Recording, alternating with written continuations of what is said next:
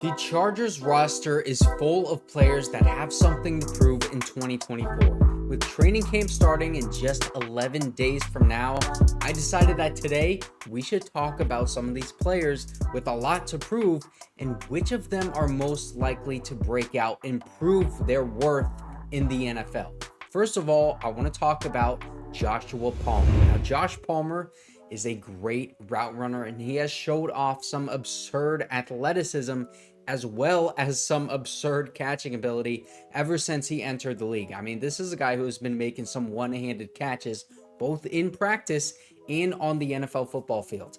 He also has come up in some clutch moments, like specifically last year against the Raiders when he caught that ball down the left sideline in order to seal the deal and win the game against the Raiders. With all of the tools that Josh Palmer has, though, he just hasn't really been able to take that next step in his career yet. He has sort of been hovering around like a solid wide receiver 3 and fringe wide receiver 2 so far, but he has the potential to be a very high-end wide receiver 2, specifically because of that route running ability. Like, I know everyone right now is talking about how good of a route runner and how excited we are about McConkey, but let's not forget about Joshua Palmer and how good of a route runner that he is, because now that Keenan Allen is off of this team, there's a very real case to make that Joshua Palmer is maybe not only the best receiver on this team, but the best natural route runner, even considering how good McConkey has been and how good we expect him to be in just his rookie year. I mean, Justin Herbert was saying McConkey's playing like a 4 or 5 year NFL vet. Joshua Palmer is a 3-year NFL vet and still just as good of a route runner. So don't be sleeping on his ability. The problems that Joshua Palmer has had throughout his career thus far is kind of just like the injuries and honestly just the opportunity for targets, because he has been targeted 208 times throughout his 3 seasons in the NFL so far. He has been playing behind Keenan Allen and Mike Williams. Last year, he missed 6 games due to injury, so when Mike Williams went down earlier in the season, he couldn't really pick up that load. Pause on that one. But then later on, Keenan Allen, he also went down, so there was a big opportunity with both Keenan Allen and Mike Williams down for a guy like Joshua Palmer, a guy like Quentin Johnston even, to step up and take on all of those targets and get a ton of production. But we just didn't really see that from him because Joshua Palmer wasn't really available because of that injury. And when he was on the field and he was, playing, he was still injured. He was playing hurt. I really wish that Joshua Palmer did not get injured last year, because I think he probably would have had a breakout year this past season with all of the opportunities with those 2 guys gone. But listen to some of these stats, because Josh Palmer was 18th in yards per target last year, as well as yards per reception by PFF. He was also 39th in yards per route run, right alongside guys like Zay Flowers and above T. Higgins.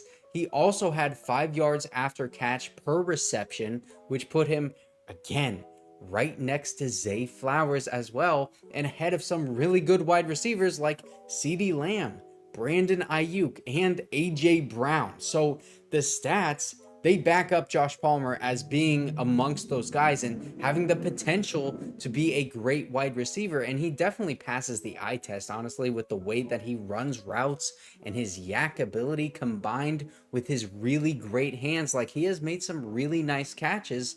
He has everything that you want in a wide receiver. And also, he was used in the slot a lot more last year than he was in his first 2 years. So I think that's something to keep an eye on, that positional versatility. But there's a ton to like here. Not too many concerns. He just needs to put it all together. And I think this could be the season that he really, really does. Now, next up is Asante Samuel Jr., who he has been a solid corner so far in his career, but he's been inconsistent. He has flashed some really amazing plays, and he has shown some elite levels of play recognition and being aggressive when reading and reacting to a route coming downfield. But he's also been a poor tackler. He's been out of position at times, and he has looked lost on defense from time to time. Some of that is probably the Brandon Staley effect. We won't get too much into that in this video, but you guys know Brandon Staley really brought down the level of that, specifically the DBs, a lot this past season.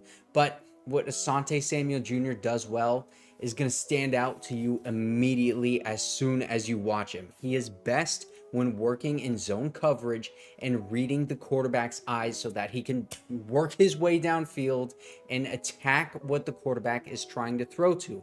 In the first half of that Jaguars game in the playoffs in 2022, I know a lot of us don't like to look back at that game, but Asante Samuel Jr. was absolutely balling out that day.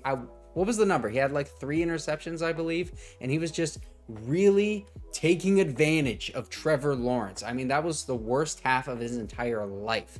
But Asante Samuel Jr., he's able to tackle in the run game and be physical against the run, as well as be pretty physical against wide receivers too. But he's inconsistent against the run, so much so that teams like the Jaguars are even willing to attack him individually in that area because they just don't believe in his ability to make a tackle one-on-one in space. That's something that I saw on tape, like I said, last year against the Jaguars in the regular season and in that playoff game. And then we also saw it this year against the Lions, and then I saw it against the Ravens, and probably there are some other times that can't really remember like off the top of my head, but it's something that he needs to work on, and other teams obviously see that as a negative in his game. But as a cornerback, the most important thing is defending the pass. And Asante Samuel Jr. has been arguably the Chargers' best cornerback since he was drafted in defending the pass. I mean, 9 interceptions and 29 pass breakups since he has entered the league and through 3 seasons. He has also been balling out so far in OTAs and minicamp, picking off for the quarterbacks like Justin Herbert and Easton Stick. One of those is not like the other, but both him and Josh Palmer, they're entering contract years, and these are both guys that I think should have the best years of their career, hopefully put it all together in their 4th season and 1st season under Jim Harbaugh. Now, the last guy that I want to talk about here, Scott Matlock. He is entering his 2nd season after being drafted in the 6th round by Boise State, from Boise State rather. And there are a lot of things to like with Scott Matlock as a defensive lineman. He is more of a 3-tech guy than like a nose tackle or someone that you want to line up against a left tackle or right tackle. He's got a lot of pass rush upside, and he's a pretty good run stuffer as well. And he has a high effort, a high motor player that Jim Harbaugh has already taken notice of and identified him as a leader on the Chargers. Now, last year against the Rams in the preseason, he had some pretty good plays in terms of stopping the run and also showing off that high motor, like specifically on some weak side runs where he was coming from that weak side to tackle the running back. But he didn't show a lot in the regular season last year and in the other preseason games just because he didn't really get a ton of snaps.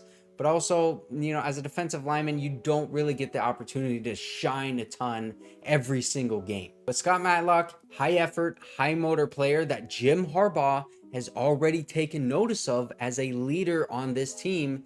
And that is a huge deal in my opinion, especially when this defense already has really big leaders on this team. Guys like Derwin James, Khalil Mack. I mean, Joey Bosa, you can kind of argue that one, but even Denzel Perriman, Alohi Gilman, those guys are leader type guys. And if Jim Harbaugh is pointing at Scott Matlock and saying, look, Scott Matlock is a leader on this defense and he's only in his 2nd year, I think that's something very significant that we should take note of. And Scott Matlock, he hasn't really put up the good tape like Asante has and like Joshua Palmer has, but he still has some high upside because of that athleticism and that work ethic. Like Jim Harbaugh teams, they are built inside out. And when Jim Harbaugh tells you that he likes a guy on the line, then I think we should absolutely take his word for it, because he said in his initial interview when he was first hired that he's a terrible poker player and it's not hard to find out what he's thinking. And he is telling us about Scott Matlock right now. He has told us how much he loved offensive linemen, and then he drafted Joe Alt. It wasn't him only that drafted Joe Alt, but collectively they did. I think Scott Matlock, he could have the biggest breakout season in terms of like what he has done so far in his career versus what he does this season, just because of the opportunity that he's going to have, and also because of this new system with Jesse Minter and these defensive linemen. I think they're going to really have an opportunity to shine. Scott Matlock might really benefit from this new coaching staff and also benefit from the guys around him like Joey Bosa and Khalil Mack and these edge rushers that we have. So those are the three players that I think could really break out this season. There's a lot of guys that could. Doesn't mean that they will. We'll see what happens. I hope the best for every single one of these guys. But if you did not see my video yesterday, it was a special video on July 4th. Some hot takes with the Lightning Round podcast.